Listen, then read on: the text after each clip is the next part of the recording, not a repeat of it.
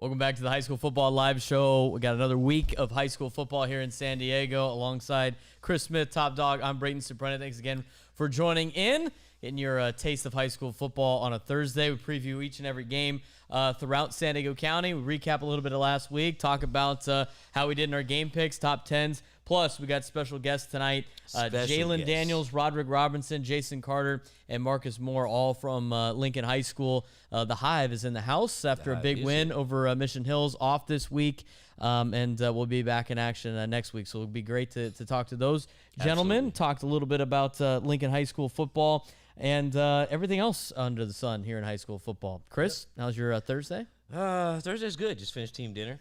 Came down to the studio. We're here at the beautiful Hendo Studios.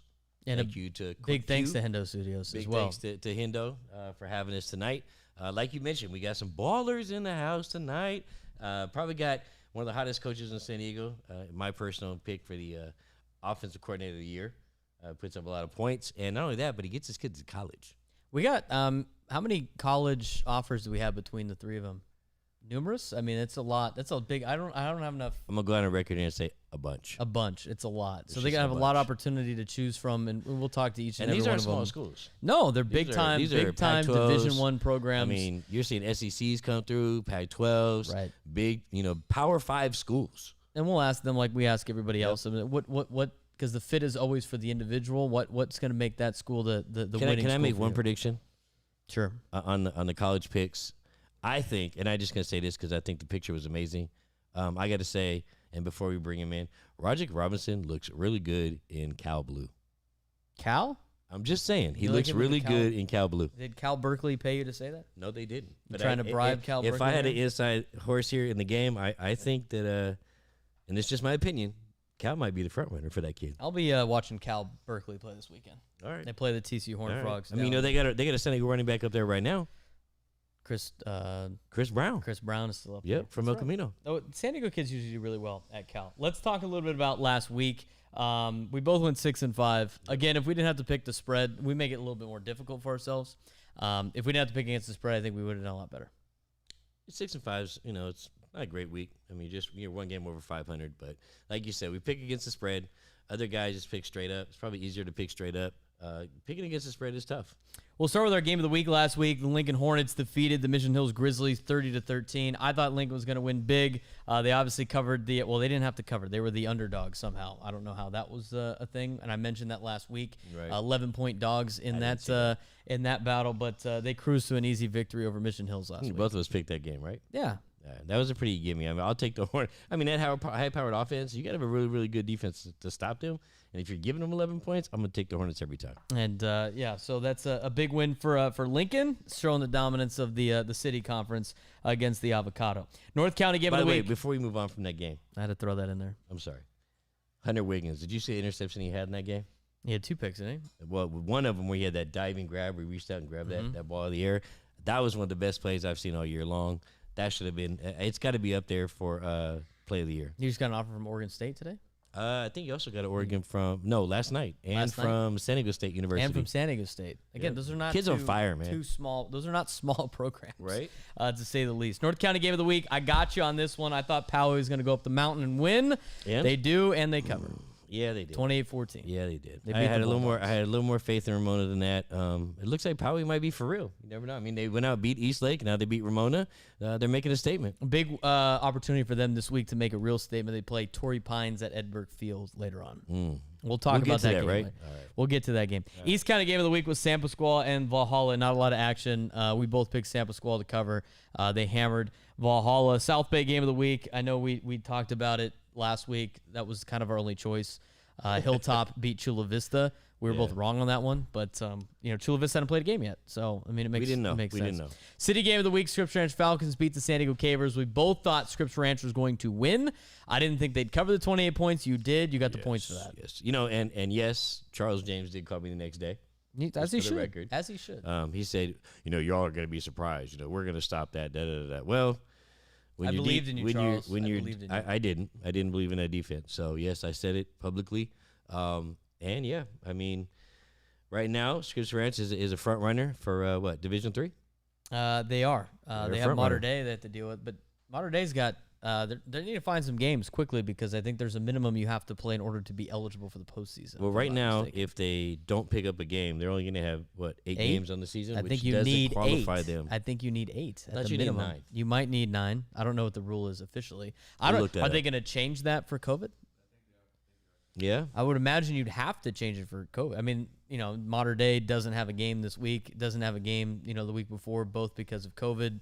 Are they going to have to try to make up games? I mean, there's no weeks you can make up games. And if one other school gets sick that they have to play, all of a sudden they're behind the 8 ball. At the same token, how fair is it to teams that, go through the gauntlet, that don't have the weeks off and don't have time to rest their players? Is that fair to them simply because that other team's opponent had COVID? They get the free bye week basically, but other teams are continuing to still have to play. But they still they got lucky enough and benefited enough where the other school that they were supposed to play did not have COVID. See, it's not like it was in their control the last 2 times. So it's such a spotty thing. And the thing is, it's like, if you're CIF, do you really want to get involved with that? Right? No, they don't. No. And Joe Hines, Mr. Right down the middle of the road, I don't know if he's going to touch somebody that wasn't able to play in the playoffs his senior year because of CIF. I'd let everybody. Is that personal? It is personal. You're a little jaded? I am. I was very upset. I was very upset. You have a therapist for that, right? No. Carlsbad beat Lawndale 30-7. We're not surprised. 14-point favorites. Lawndale's not very good. They're not. I'm just going to say that. Torrey Pines beat Rancho Bernardo. They did not cover. That hurt us in the covering deal. They won 42-20. I think Torrey's going to be pretty decent in the Avocado League. I'm glad you think that. You don't think so? What's the Avocado League have to offer aside from Carlsbad right now? Mission Hills? I still think, Torrey Mission Hills is in the fight. will finish in the top 3 in the Avocado League. Okay, I don't think that's a stretch. No. There's 7 teams in the league. I think they'll finish in the top 3. I don't think that's a stretch. You're going out on a limb there, kid. How about San Clemente only beating La Costa Canyon by a touchdown? That did surprise me. I was surprised by that. Yep. I thought for sure they'd cruise. And that tells me about San Clemente is this may not be the San Clemente of old. I mean, La Costa Canyon's they came in that game 1-1. They only lost by a touchdown. I think Sean Sovokal did a great job keeping that team in the game. Rancho Santa Margarita genuinely scores a lot of points. So to see them only put up 13, that was kind of surprising. Santa Margarita hammered St. Augustine. They cover their 28-point spread against Saints. Saints loses 39-10, off to an 0-3 start. Very uncharacteristic for Saints. You start looking at their schedule. I mean, I don't know how many wins they're going to have in front of them at this point in time. They got Steel Canyon this week. If they don't beat Steel Canyon this week, they're in trouble, if they're not already in trouble. Yeah, I mean, 0-3 to start a season, that's not ideal. No. Not when you play in the best league in San Diego. Is this time to panic for them? Time to hit the panic button? Not after losing to Santa Margarita. I thought they were going to lose that game anyway, but getting swept by the Oceanside schools, not very good. That's not something you want to do when you're as at caliber as Saints. Obviously, they got about 35 kids on their roster right now. That doesn't help them. But you go down the stretch, they're going to have to play Lincoln, and they're going to have to play Cathedral, and they're going to have to play Madison, who doesn't look that bad right now, as they're 2-1. I mean, they've gutted out some 2 good games against the Grossmont League. By the way, if Madison manages to beat, they don't play Helix, but if they manage to beat Helix and Grossmont, they'd win the Grossmont Hills League. They're already 2-0 against the Grossmont Hills League. They beat Steel Canyon and Granite back-to-back weeks. That's pretty good. Not only will the champion of the Western League be the Western League champion, they also get the Grossmont Hills championship as well. Wow, especially if Cathedral beats Helix this weekend. I mean, it'd be almost a clean sweep. Next game, Rancho Buena Vista beat Vista. I knew nothing about that game, and I honestly thought, I don't even know if he was watching. I thought the kid that was interviewed on the PPR singled me out and said, "The haters, we proved the haters wrong." Because I picked Vista, and I thought that kid was personally going after me. I don't even know if he's seen our show or what have you. But you know what? Good for you, and good for handling your rival. It's good to see Rancho Buena Vista at 3-0 to start the season. Didn't I pick RBV? I took the Longhorns on that game. You did pick the Longhorns. All right, 3-0, baby. And then Cathedral beat Chaminade. Were you surprised, based on the track record that Chaminade has, were you surprised in the size they were when they showed up? Yes. I was very surprised. That's one thing. I surprised. thought they were, to be candid, they were undersized. And this isn't, I mean, I'm used to seeing Chaminade teams a little more athletic, a little more explosive, and have a little more size to them. Did you hear what their head coach said after the game? No. To a reporter about why they lost. He said, we basically had 10 8th graders playing, is what he said. I mean, it is what it is, I guess. But Well, I mean, you put them in, so. right. I mean, I don't even know why you make that comment. were you gonna say that if you want? I mean, it just sounds like sour grapes after you lose. But that was the end of our notable games here in San Diego. One more note on that game. I will say that I was a little disappointed that Cathedral didn't put them away sooner. I thought they could have been a little bit more dominant. I agree. I still think there was a little bit of sloppy football there. They do need to clean some things up. I thought they could have went in the half at 35-0. Oh, absolutely. But giving up those points in the first half, I thought were broken down coverages and some just poor tackling. Let's get to our top 10. Did you update your top 10? I did. Oh, you did. I did. I actually have a top 10 now. So when we bring in Jason Carter, he can just tell you to your face that you Right. messed up the top 10 instead. He doesn't have to text commenting. me. He can just look over there and talk trash like he always does to me. Anyway. You guys understand? I get phone calls. You know, I always put out, this is for entertainment purposes only. You know, are you not entertained? And yet I still get the phone calls and text messages. I'm keeping my top 4 basically the same, and I don't want these guys to be upset with me, but I got Cathedral and Carlsbad, and then I got Lincoln, Mission Hills, and then I got Mater Dei. But like we were talking with Jason Carter off the air, you know, you start running down the list, and it's like, I don't know. I mean, who else do you put in there? I got Torrey Pine 6, I got Poway 7, Helix 8, Eastlake 9, and Madison 10. Outside like the top 2, 3 with Cathedral, Carlsbad, and Lincoln, who else do you rank right now? Yeah, I mean, I agree. There's a big drop off after 3, 4. But I will say this: when we go over our top 10 this week, I put a lot of thought into it, not just about schedule. Oh, I like your number 10 pick, by the way. But I like that. I changed things up, and these are the hot teams right now. So I'm going with my top 10, and I'm gonna stick with it. I believe these are the top 10 teams in San Diego as we speak, standing right now. Are you gonna let us know? All right, we're starting number 10. We're gonna go count reverse. there. Yep. All right. I'll do my number 10. You do your number 10. I already did mine. So you got your 10. Go ahead. Yep. Oh, okay. At number 10, the up and coming Sun Devils. I'm gonna take Mount Carmel as the number 10 team in San Diego right now. I'd go with, you know what? Drew and those Drew's boys, doing a good job. You know who's doing a really good job? For them. Is the defensive coordinator up there. Right. Deontay Lee. Deontay Lee's doing a great job. Got those kids bought in. Jaden Virgin's playing at one hell of a season so far. At number 9, I got the 6'8" quarterback at Scripps. I'm gonna take Scripps at number 9. At number 8, I'm gonna say it, and this is kind of what's coming from my heart. I had to look at the schedule that Mater Dei has played so far, and I'm not really that thrilled or impressed. Wait. Hold on. You're not impressed with them beating Westview? No. You're not impressed by that win? That's No. not a big win for them? No. No, it's not. You're not impressed with Brawley? Nope. No. Not at all. No. So in order to make a statement, I got them at number 8. Mission Hills with the loss, and not just a little loss, but a big loss to Lincoln. I saw some cracks in the armor. I got Mission Hills at number 7. At 2-0, I thought Helix has started to show who they really are. This week they got a big challenge against Cathedral, but I got Helix at 6. At number 5, I'm going to take El Camino. I still think that in the trenches, they're a really hard team to beat. They're very big. They got a lot of size. I do think Kyle Reed is an X factor that allows them to stay in games. So I'm going to take El Camino at 5. At 4, I'm going to take Torrey Pines. 3, we're going to go Carlsbad. 2 is Lincoln. And the number 1 team in the land for San Diego is Cathedral Catholic. It'd be nice to have a couple more Western League teams in there, but we're at where we're at right now. But I think, you know, I had Madison number 10. I was thinking about doing Mount Carmel as well. I like the way Madison's played the last 2 weeks. I want to call you out on your number 9 pick there. You don't like the Titans, Eastlake? I think they got a great offense, but their defense. Defense. You mean they got a great defense? Their offense is a disaster right now. But let me ask you that again. Like when I was talking with these guys about it when we sit home, and you know, after your game, you go watch the PPR and you get the highlights, and it's just, you know, maybe I just didn't know when I was in high school. I just feel like, you know, teams were a lot bigger when I played. I mean, it just feels like that.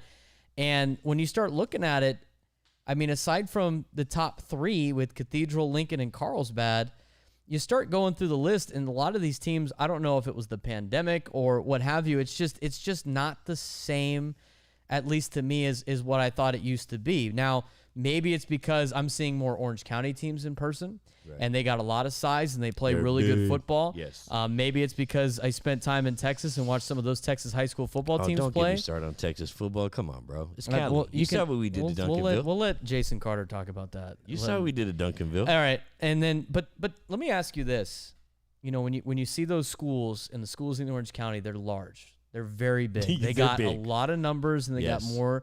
more kids to choose Listen, from. when a team rolls out two completely different offensive sets, Yeah, I mean, I was like, wait a minute, what? And throw the Trinity League out because we Yeah. know what the Trinity League is. But Okay. all those others, like Mission Viejo is a gigantic school. By the way, Centennial's a big school. between varsity, junior varsity, and the two freshman teams, do you know how many kids they have in their program at Mission Viejo? 150 580 kids out of all four levels. with all four levels. 580 kids. So let me ask, we've had this conversation before a couple years ago. Do we have too many high school teams in San Diego? Yes. Do we have too many teams? Yes. I agree with you. I mean, there's some schools that probably should not have football or combine. Yes. But think Agreed. about it. Think about it from this standpoint, right? Like Del Norte when they came in. Yeah. Why does Del Norte have football? But I think they're doing a better job this year. But let's just think about it from the standpoint of what Del Norte coming into the Poway That's an School academic District school. did for all those other teams. Rancho Bernardo used to be a pretty good team back in the Yep. late 90s. They watered down Poway used football. to be pretty decent, pretty good. When you add a school- Mount Carmel used to be the biggest school in San Diego. Yep.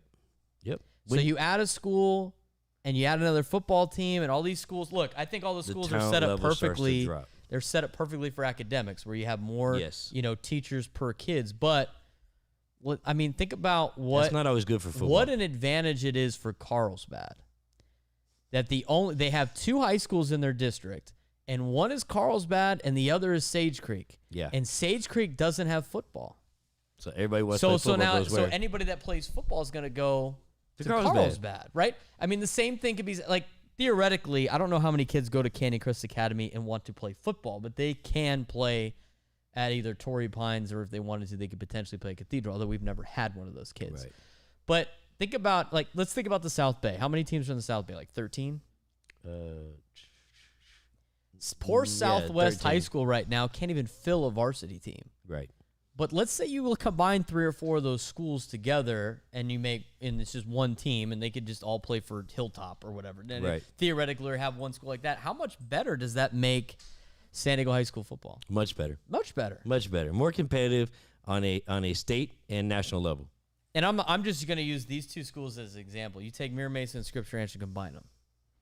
They're a lot better of a football team. They just are. Yep. Right? I mean, but those are two schools that probably And they can have fill. depth. And they have depth. And they have depth. I mean, like you start going down the list and especially small. Like what if you put What about the Canyon Hills Rattlers and say Kearney? Putting those two together. or like Hoover, Crawford, and San Diego High? Wow, that'd be impressive. I mean, they're all scrounging for numbers right now. Right. You combine them on one team, all the Right. coaching staffs. That's a lot better. what do you of a think, football San Diego team. coaches? What do you think? Would you guys propose that? Would you be good for it? Now, obviously, It's an interesting some topic of guys aren't going to discussion. have a job. Oh, I mean, or the staffs will be big, but what have you. But I think a lot of these staffs are already kind of spread thin anyway. So, in order to have a good football program, what do numbers need to look like? Give me a ballpark number of how many you need at the varsity, JV, and freshman levels combined. how many numbers? What do we need? I think you would have to have. You got to have at least. It would be nice to have what? See, so I coach JV, and this is the first year we've had more than 40 kids on our team. So, I think anything over 40 would be a substantial number. We If play you don't we have play teams 120 less than 30 kids, kids, here's my take. If you don't have 120 kids and all in 4 your levels total. program combined, if you take all your kids from freshman, junior varsity, and varsity, and even novice level, because some people have novice and not JV, you put them all together, you don't have 120 kids, I don't know you're going to be competitive in San Diego. How much of that not only has to do with the school size, but the fact that football is just losing numbers year after year? Oh, I know. That's a whole entire podcast by itself. I mean, that from two people that love the sport. I mean, it's just tough to Hey, we talk said we about. give away some awards. I'm done talking politics. You don't want want to bring in the guests? They've been waiting around a long time. Yeah, they have. All right. Or 2 at a time? Let's go 2 at a time. What do you think? Who are we bringing in first? Oh, You wanna bring in you gotta bring Jalen- the alpha. Ja- No, you gotta Jalen bring and the Coach alpha Carter? dog. Yes, bring in Coach Carter. I need the alpha dog. Are we bringing another player with him? Yeah, why not? Let's We're bringing bring a in quarterback. Who? Oh, we're going to bring All right. Rod. Okay, Rod. He want to bring in his big running back. We got Roderick Robinson and offensive coordinator for Lincoln Hornets, Jason Carter, joining us now on the High School Football Live Show. Talk right into here. Gentlemen, what's going on? Man, Good to have you. Welcome in. Glad to be here. How's your Thursday? It's great. How's yours? Doing well.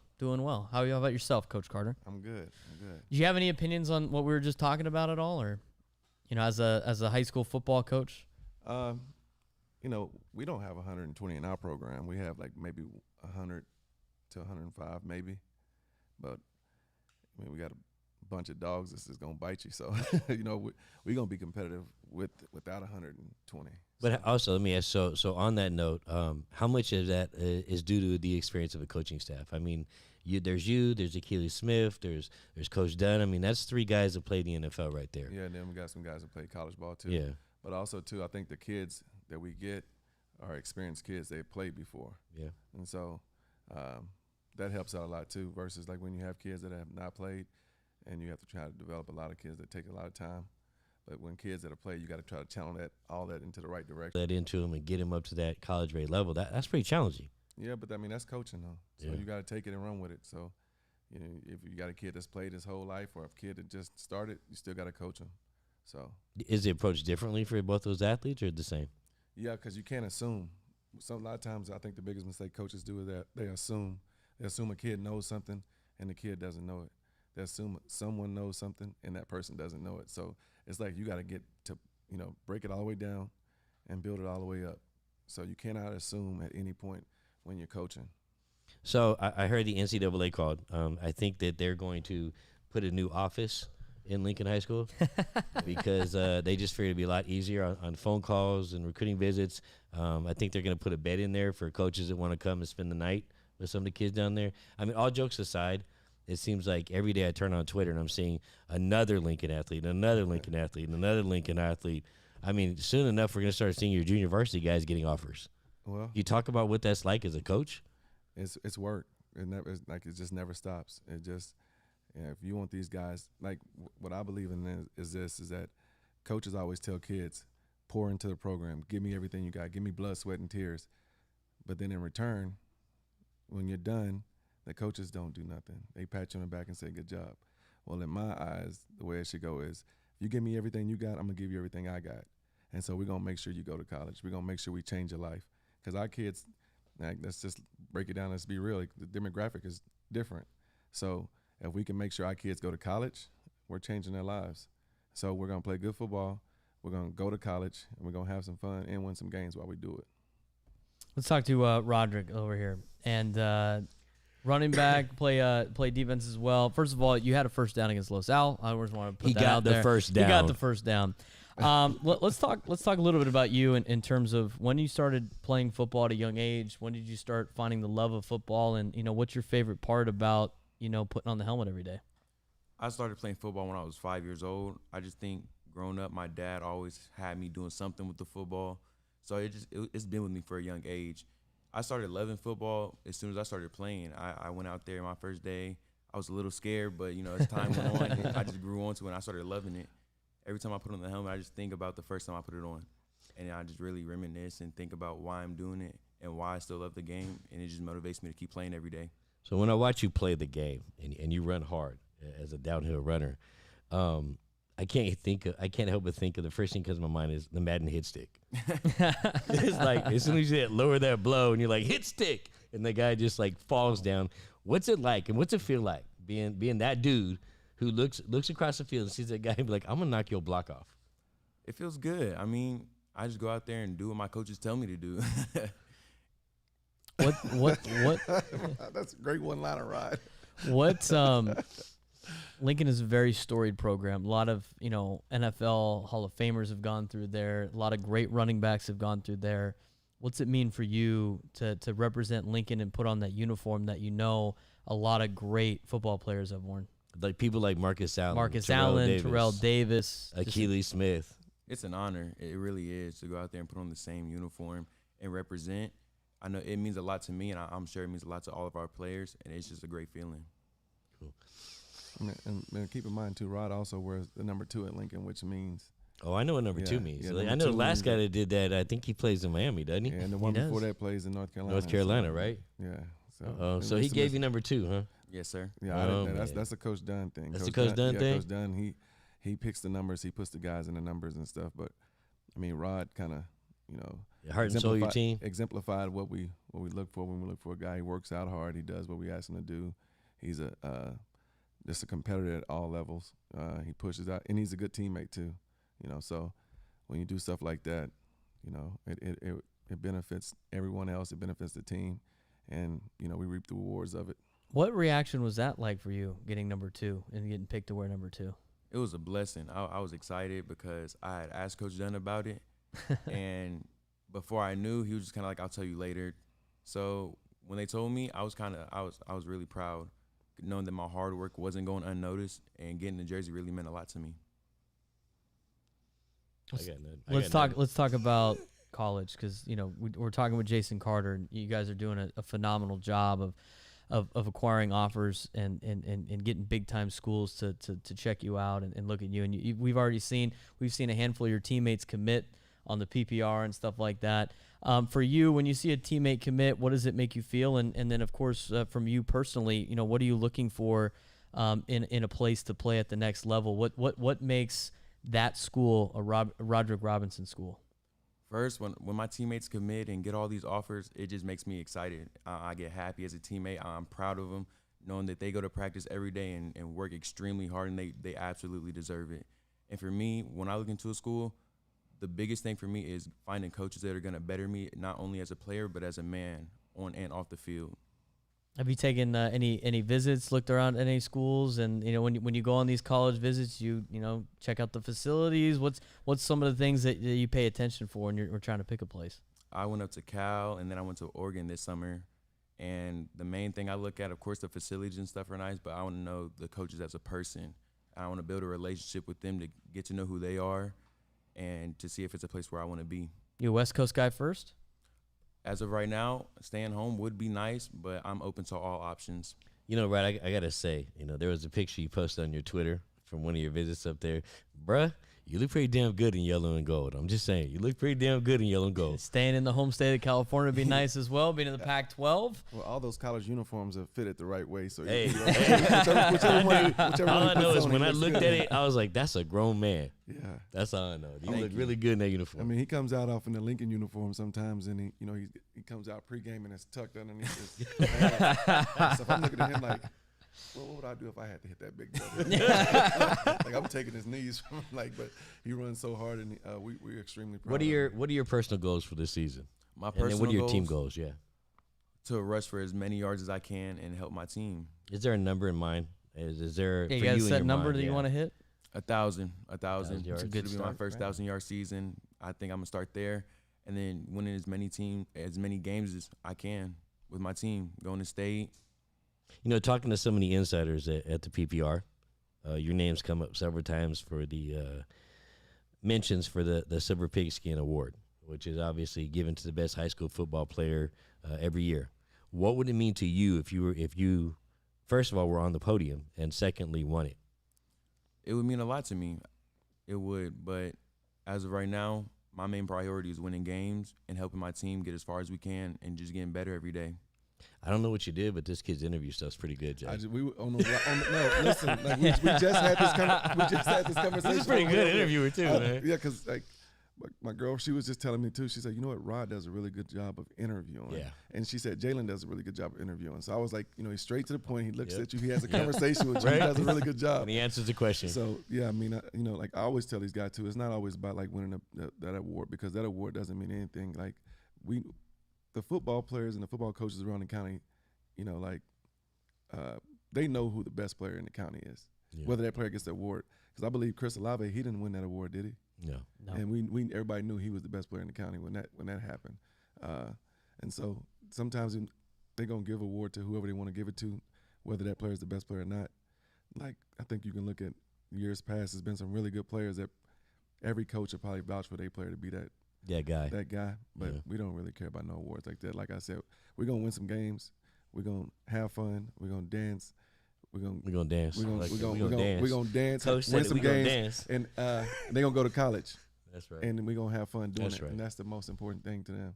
Last thing I'm myself. gonna ask you, Roderick, is about your your game day, your typical Friday. Obviously, if you had a game tomorrow, what's your day like? How are you getting ready? Are you one of those guys that needs music to get super fired up, or needs music to calm you down? How do you approach a game, and what's your routine once school ends? I definitely make sure I get a good breakfast, and then for the most of the day, I'm just focused. I'm locked in.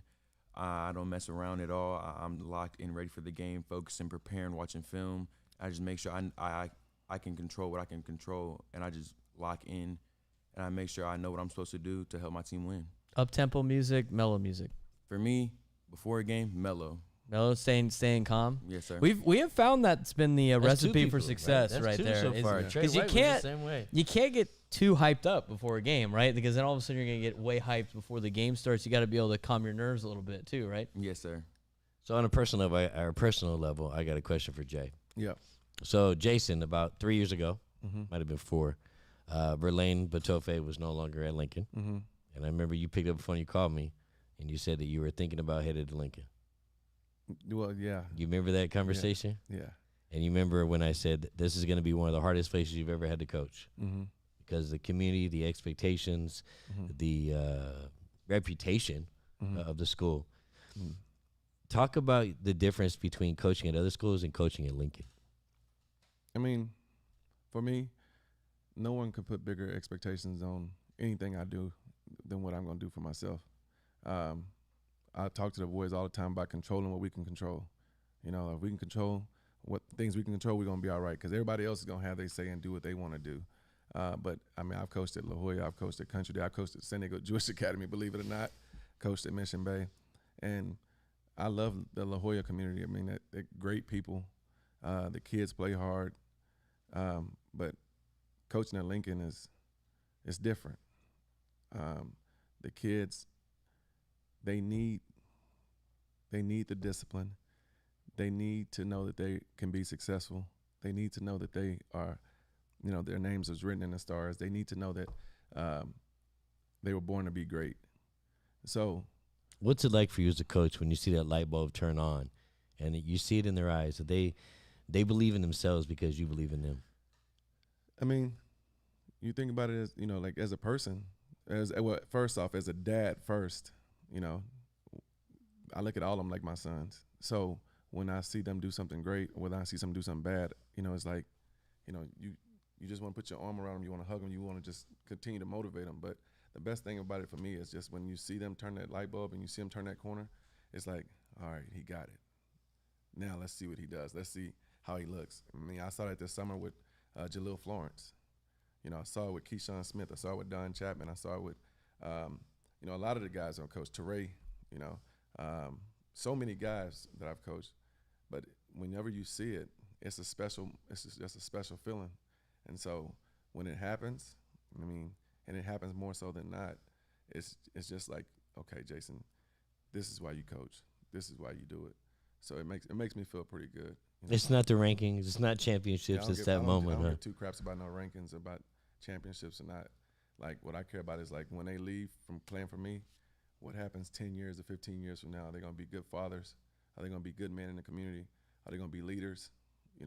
That's what I care about. So that's why when, if I do have a blue chipper, I'm not afraid to tell him, no, you're going to do it this way or you're not going to play.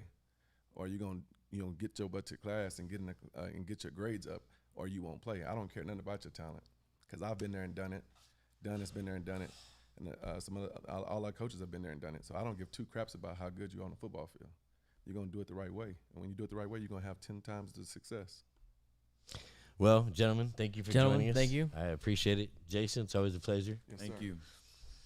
And Let's rotate. let's rotate in through. some Hornets. Let's stir up the Jalen beehive a Daniels and Marcus Moore joining us next here on the High School Football Live Show. Good stuff, as always, Yeah, with well, Coach Carter. I almost got a little teary-eyed there, man. We were getting a little emotional. I was getting expired. I was getting ready to go play. Ready to go. I ain't saying all that, Jay. You ain't getting me back in pads, okay? Yeah, that ain't gonna Yeah, happen. nobody wants to see you back in pads anyway. Hey, you're only saying that because you just came out of pads, okay? That's right. Not too long ago. Jalen Daniels and Marcus Moore. Gentlemen, good evening. What's going on? evening. sir. What's going on? Nice hat, by the way. Thank you. I appreciate it. Yeah, Gotta rep okay. San Diego. There you go. SX. Shameless plug. They got a big game against Arizona this weekend. Yeah.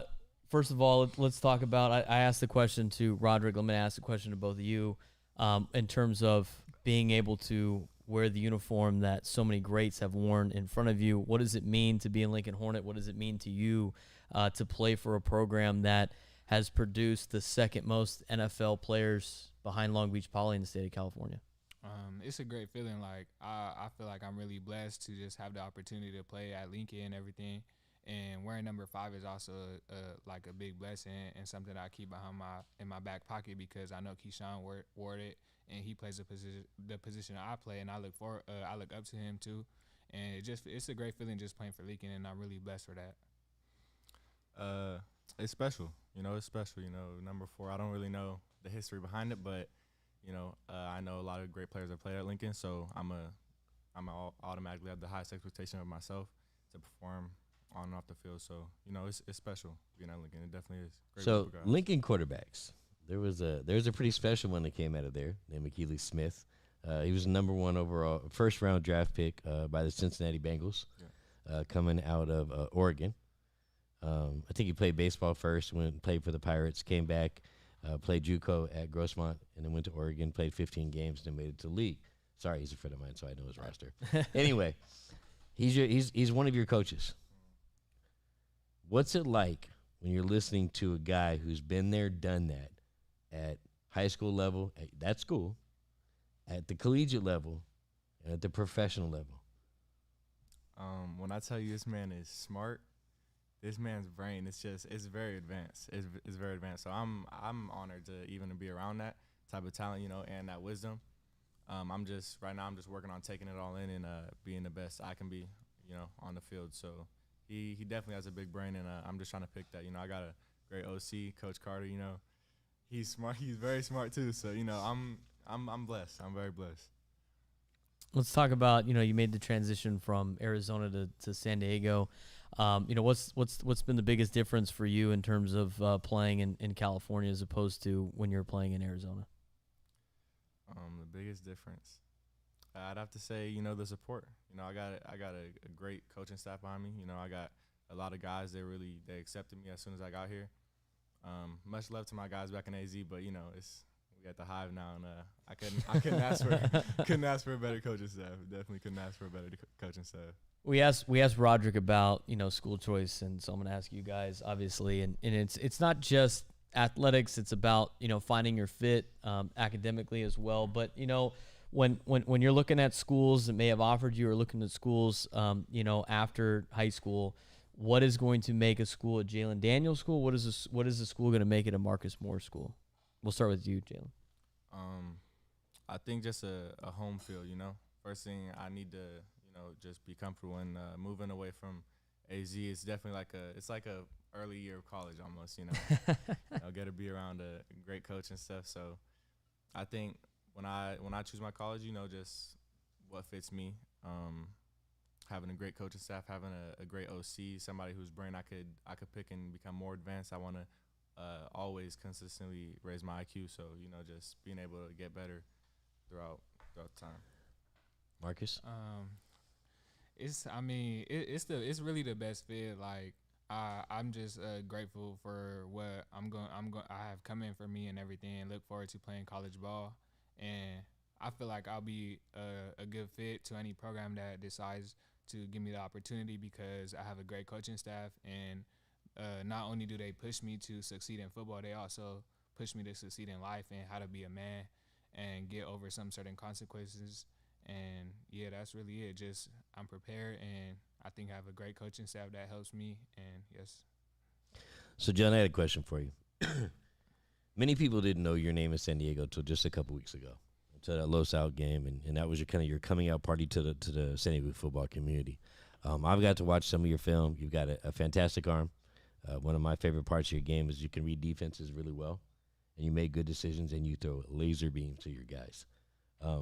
You've got great leadership and poise on the field. How frustrating is it that you haven't gotten that flood of offers, and that's part number one. Number two is the class of 2022. It's been tough because of COVID, that you guys aren't getting as much recognition as you deserve. Say maybe, quarterbacks 3, 4, 5 years ago were getting 30, 40, 50 offers. And it's hard right now because a lot of schools are sitting back waiting. And your coaches are telling you, trust the process, trust the process, trust the process. And as a young man, it's hard to be sitting in that position. Talk about what it's like and what it'll mean to you when you finally say, hey, this is where I'm going to go to college. That's a great question. I think the biggest thing for me has been having Coach Carter in my corner. And what I mean by that is he's kind of, and I've been maturing a lot, right? So I used to kind of be caught up in, I want my offers, but I can only go to one school, and that's true. So as amazing as it would be to have all these offers and be up there with the Maliks and the Malachi's, all that, at the end of the day, I can only go to one school, and I know that he's gonna push me. So the biggest thing is I've just been working on getting better on the field, and I know that he's gonna take care of that. So it's as a player, you always want to be able to sit back and be like, man, like. So on a side note, this. I've known Jason for a long time. He's a good, close personal friend of mine, and we talk about players all the time. This guy's coached Braxton Burmeister, who's at the Virginia Tech. He's coached some really good quarterbacks over the years. Colin Rugg, he's coached a lot of really good quarterbacks. With that said, we had a conversation about a week ago, and he said, Chris, out of all the guys I've ever coached, this guy might be the best. I go, what do you mean? He goes, his on-the-field poise, his smarts, his intuition. This kid's got it all. What's that mean to you when a guy that played quarterback and made the transition to wide receiver, played in the NFL for the Panthers and the Vikings, and he's been there, done that? What's it like to hear that kind of praise coming from your OC who believes that much in you? It genuinely, it means the world. He's done a great job of keeping me humble, and I think he does a great job of that, because him and I, we're really competitive. We have our contests about who could throw the ball farther, and he's still been ducking me on that. So we have to I hear a challenge. I hear a challenge. Hey, no, you guys got to come out. You guys are going to have to invite me, and we're going to film that, put that on our show. Definitely. Most definitely. That's No, but awesome. when I tell you no warm up, this man throws it 75. Look, and when I tell you I pride myself on having the biggest arm, right? Right.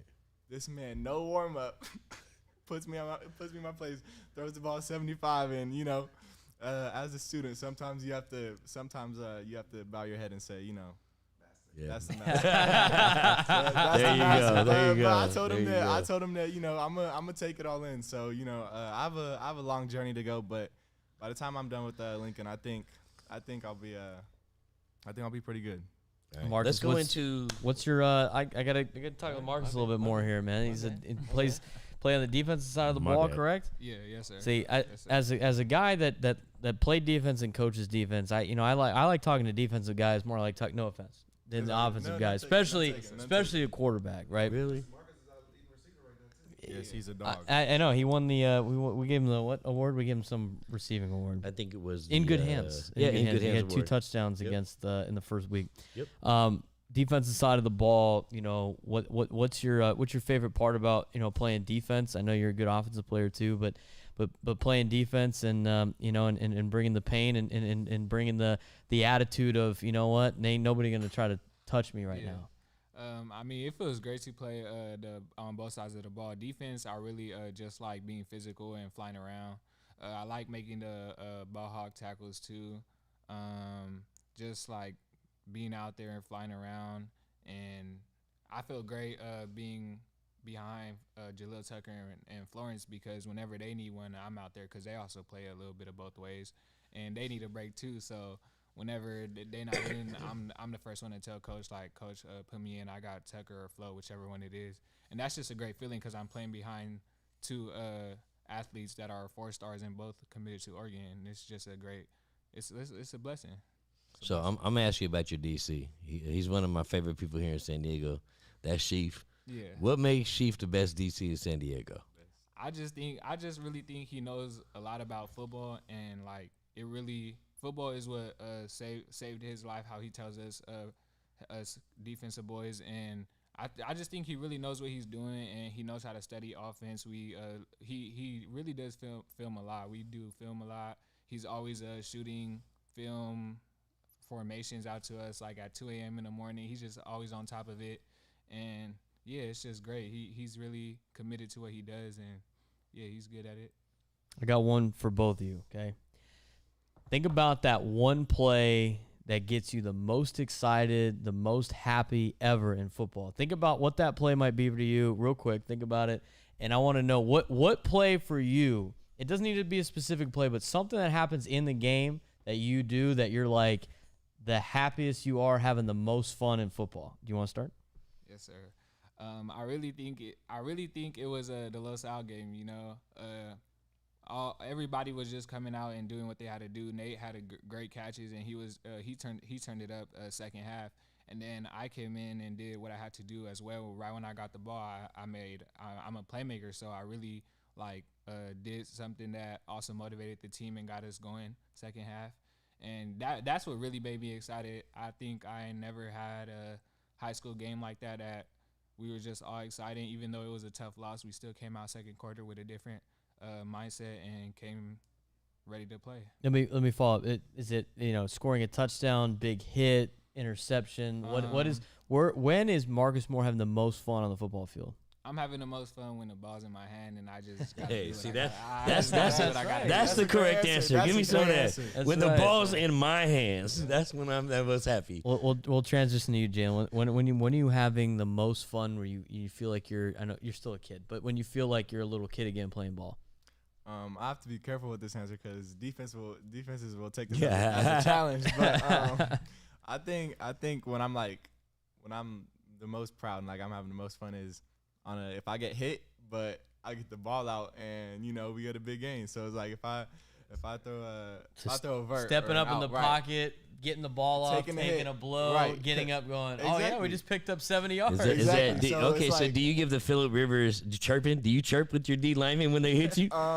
Yeah, you always chirping. Coach says you always chirping. Always chirping. All right. Okay, Phillip Rivers. It's like on the field, you don't really got no friends. That's just bottom line. After the game we can shake hands. I'll tell you great game, but on the field we don't.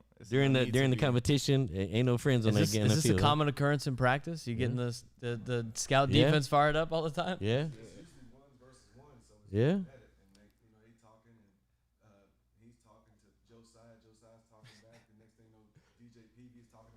Hey, I know a lot of you guys go both I'm ways, have to come but see one of these practices, man. you got a couple guys going to Oregon in the secondary against you, and you're talking smack. I like that. Right? Oh, jeez. It's a lot of iron sharpening iron. Yeah.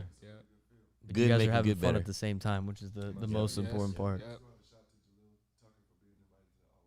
Yes. In case you haven't seen it on Twitter, Jalil Tucker was, I think he's the first ever Lincoln Hornet to be invited to the All-American game. So congratulations, Mr. Tucker. And Not only that, though, I mean, he's on a very small list of San Diego Yes. players to make that game. that includes Isaac Taylor Stewart, Samson News, a couple we were talking about earlier. There's a lot of really rich history when it comes to that award, and it's very prestigious. So congratulations, Mr. Tucker. Don't want to take any more of your guys' time. We really appreciate you Marcus, taking thank time you. out of your Thursday, coming out, meeting us, talking football with us. Appreciate you guys I do want to coming say down. one more thing before you go. Thank you for saying you're welcome, or I think you said thank you for welcoming you to San Diego. Even though we had never officially met, I think you replied and said thank you for the welcome to San Diego. Oh yeah, So that was pretty cool. I never really know He's like, who the hell is talking about? He probably called Carter. Who's the top dog dude? Nah, but yeah, I appreciate Jason it. Carter all. said, "Stay away from Yeah, him. he's like, Do not talk to him ever." Wait a minute. By the way, I have one more question to ask Coach right here. Coach, am I allowed south of the 94 freeway? Okay, all right. I just want to clear that up. For all those JV O-line coaches out there putting stupid stuff on Twitter, I am allowed to come south of 94. Oh, that sounds like a personal attack. All right, good job, guys. We'll talk to you appreciate guys you again. guys. Good luck the rest of the way. Really appreciate you joining us. And It's we'll been fun. be following the Lincoln Hornets, of course. So Wait. Before I let him go, We're a little out of tackle. What do you say we do? Let these guys do game picks with us. You want to do the celebrity game Let's picks? do celebrity game picks with All these right, guys. What all do you right. think? Rod, get in here. Get in here. We're going to do all four. You guys can stand around, say your picks loud so everybody can hear you. Do they have to pick against the spread? Yeah, we got, we pick spread here, baby.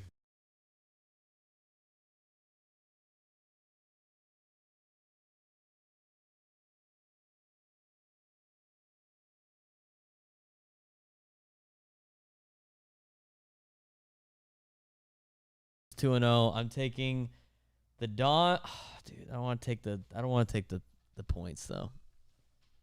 Listen, I think would- Cathedral wins. I don't think Helix loses by 28 points. I would take this. I would take Cathedral with the 28 if Helix didn't have Christian Washington. True. Christian Washington is a difference maker. He's a game changer. He's a playmaker.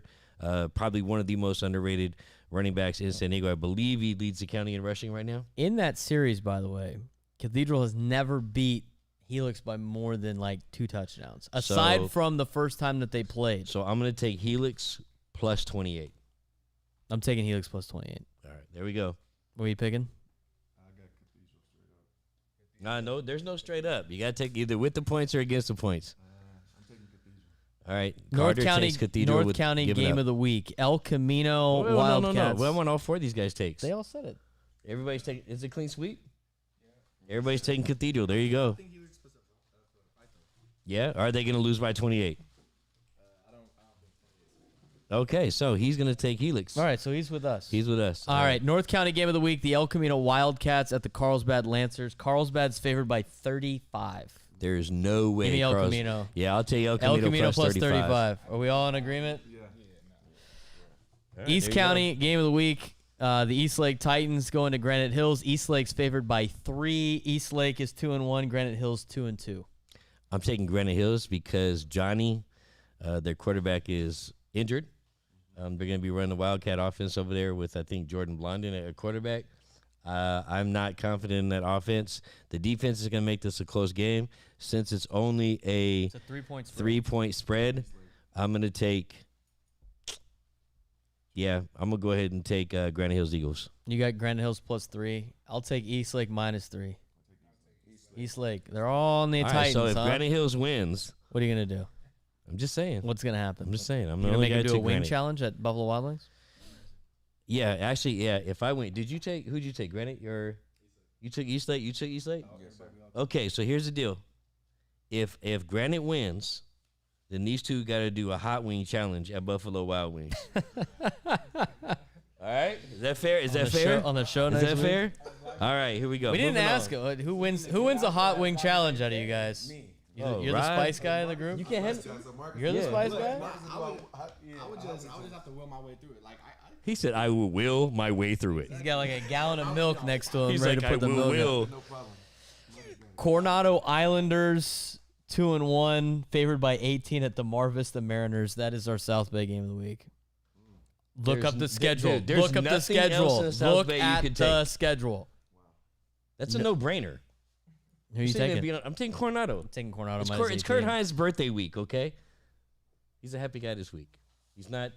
I unhappy love this Kurt week. Hines, but I know when Coronado loses because they get an update on the coach's corner. He only posts when they lose. That's not true. I saw him posting. He Coach's only Corner posts tonight. when they lose. And he goes, well fought game. Thanks for winning, and then that's it. And it's just every time. So if I get a notification on my watch that Kurt Hines posted in the coach's corner, we know they lost. They're not losing. Not I to think they Southwest. they Not beat to Mar Mar Vista. Vista. Yeah. These guys' game against Mira Mesa was going to be the city game of the week. Obviously, that's not a thing. We did want to talk a little bit about the situation. Right? Yeah. You want to wait till after? Nah, it's all right. I'll do it now. Listen, I've known my condolences, all of our condolences to the Mira Mesa football family, to Beatrice, to Trace Thompson, to all of us that were close to Chris Thompson on his unexpected death. There's no easy way to put it. I've talked to a lot of players, coaches, college coaches that knew him, people around the community, his girlfriend Beatrice, his son Trace, Phil Lomax, his best friend Aurelio Morales. It's heartbreaking. Chris has done a lot. He coached for the San Diego football community for 34 years, so much so that even San Diego State honored him on their social media yesterday. You can't replace a guy like Chris Thompson. I could go on and tell plenty of stories about him. Many of you know him as a football coach. I knew him as a friend and a fellow father, and he gave me a lot of advice on being a single father. I will dearly miss him. I won't miss his Trump politics or his anti-vax jokes or comments. I'll miss how many kids he helped. If he was coaching a team and there was a kid that was really good on another team, I remember him bragging about how good Keyshawn Smith was after championship, or Akili Butler, how good Akili was and how dominant Akili was. And he would call coaching and recruiters across the nation for kids that didn't play for him and say, hey, when you get to town, you got to go check out this kid. Chris Thompson was a class act. I didn't always agree with all of his politics, but he was a man, he was a football coach, he was a father. And tough loss for the San Diego high school football community. Yeah, and we wanted to make sure we mentioned that on the show. Notable games, West Hills now 3-0, favored by 23 against Escondido. I'll take West Hills. I'll take West Hills. The Wolfpack? El Cap Vaqueros 2-1 at the Rancho Buena Vista Longhorns, who are 3-0, and that kid that was calling me out last week. I got Nicolosi's El Cap Vaqueros. You know, I got Ron Burner.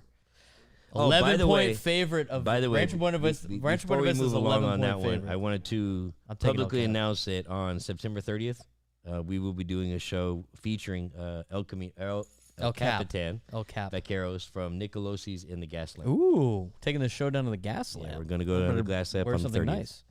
I got the Vaqueros. Vaqueros? Plus 11, I'll take the Vaqueros. Vaqueros? Unanimous decision back here the whole time.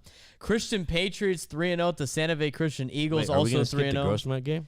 Oh, I missed it. I'm looking at it. We'll go back to that one. Christian Patriots at Santa Fe Christian. Santa Fe Christian's favored by 2. I like Grupner. I like the Eagles. I'm going to take Christians. Get it? They're both Christians. All right, those. Are you bad taking jokes. Christian or I'm taking Santa Fe Grupner. Christian? And by the way, how you going to steal my thunder with Grupner? I jumped on it first. Huh? I I'm jumped taking on it Grupner. That first. kid's a baller. He's a gamer. Christian or Love Grupner. Santa Fe I'm Christian? taking Santa Fe Christian. He's got Christian. Santa Fe? I love what Danny's doing. Christian, though, but I'm gonna take Santa Fe. Grossmont Womp womp. Foothillers 2-1, favored by 10 against Rancho Bernardo at Rancho Bernardo, who's 1-2. I was believing in the Foothillers. Hey, they had a tough You know game what? last I'm week. taking Grossmont. I'm taking Grossmont. I'm taking the Hillers. I'll take the Hillers. Yeah. All right. Madison Warhawks favored by 12 at Ramona, going up the mountain. I'm representing the Western League. So I'll take here's the Madison. deal. I took Poway up on the mountain. Here's and they the won. deal. Every single time I pick a Madison game, they always go the opposite. Well, So- we're all picking Madison, so can you do us a favor So and pick Ramona? you need to win. Are you picking Ramona? I'm taking Ramona. Poway Titans at Torrey Pines, the classic 90s rivalry no more. Torrey Pines favored by 14 over the Poway Titans. Torrey Pines covers. I'm taking Torrey. I got Torrey Pines as well. It seems like unanimous decision. That's our show for the day, unless you want to go through the awards. Yeah, let's run through the words real quick. Real quick, Shout out some names and some schools. What do you got? Bell Cow Award, our best running back of the week last week. Peyton Eiton, running back out of Holtville, 20 carries, 157 yards, and 4 touchdowns. Connor Rath of the Poway Titans had 27 carries, 177 yards, and a touchdown, along of 51. You got the quarterbacks. Ariel Assault Award goes to La Jolla Country Days quarterback Garrett Bass Solpizio. On the season, he's 60 for 95 for 835 yards and 10 tubs. Also going to Mount Carmel's quarterback, who's 17 of 24 last week, Caden Gent. 204 yards, 1 tub, and 1 interception. In good hands, best receiving last week. Max Conaway, wide out for the West Hills Wolfpack, 4 receptions, 111 yards, and 1 touchdown. Caden Dawson, who we gave a Sackmaster Award to last week, also making some plays offensively for the UC Centurions, 3 receptions, 103 yards, and 2 touchdowns. Rex Haynes also had a big weekend for the Cathedral Catholic Dons. Party in the End Zone Award, Cooper. I'll take that. Cooper Witten, running back from Santa Fe Christian, 3 total tubs. Tackling machine, LaDanian Lawrence, defensive end, University City, 15 total tackles, 9 solo, 2 tackles for loss. Actually, I think he's a linebacker, but we'll take defensive end. Sackmaster. I'm taking Jaden Virgin from free safety from Mount Carmel with 3 sacks. As a free safety. As Is a he free a free safety. safety? That's what it said on Max Preps. It is. He is a free safety. Well, he's a mixture. He's kind of a hybrid. He plays strong and free. Ball Hawk Award, Jaden Cortell, defensive back, Eastlake. He's already won one, but he had another game with 2 picks. I'm going to take Hunter Wiggins. We talked about him earlier in the show from Lincoln. He had 2 total picks and in one evening picked up offers from both San Diego State University and Oregon State the Beavers. We had 2 kickers pass our boy Wagon Seller last week. You know, I think you're motivating them. Wagon Seller? No, I think you're motivating kickers to be more involved. Good. Well, we got to get more kick. Tyler Haley kicked a 43-yard field goal last week for West Hills, and Miss Charlie Rosenthal out of San Marcos, she kicked a 38-yard field goal, the second longest last week, and it would have passed Wagon Sellers anyway. So Charlie Rosenthal would have been our Iron Leg Award winner if it wasn't for Tyler Haley, but congratulations to Charlie Rosenthal and her kicking ability at San Marcos, and Tyler Charlie. Haley Good job, Charlie. at West Hills. Those are our Iron Leg Awards. We went through the game picks. Good day today with the Lincoln Hornets. Hopefully all of you will join us again next week. We haven't decided what we're going to do next week. We're both on the road. Actually, no, you know what? We're both on the road next week. So we talked about, what do you think, doing a show from San Francisco? We could do the show in San Francisco. What do you think? A little Bay Area love? A little Oaktown funk? Well, we might have to do that. Next week we're going to be up in the Bay Area, so we might be doing it up there. And then again, the following week, right, or 2 weeks after that, we'll be at Nicolosi's down in the Gaslamp. So be sure to come join us at Nicolosi's. We'll pack the place and talk some high school football. Enjoy the games tomorrow, everybody. We'll be back again next week. The Powell Brothers. Thanks again to the Powell Brothers. Thanks again to J.R. Tolver for making this happen. Once again, thanks to the beautiful Hendo Studios. Tonight's location. And, of course, we couldn't be here without who? Calvin Pierce. Our boy Calvin Pierce. TSC Sports. The best in the game. You've seen his videos. You've seen him on Mikey Williams. You've seen him on YouTube. You see him on Instagram. If you don't know, you better ask somebody. Go follow at TSC Sports on Twitter, Instagram, Facebook, all over the place. The best videographer for all sports in San Diego County. He's TopDAWG. I'm Braden Surprenant. Thanks again for tuning in to the High School Football Live Show. We look forward to talking to you again next week, and enjoy the games this weekend. Can I get one shout out before we go? Go ahead. I want to give out the shout out to JVO lineman from West Hills, Dominic Roca. Dominic, thanks for watching. I'll do it.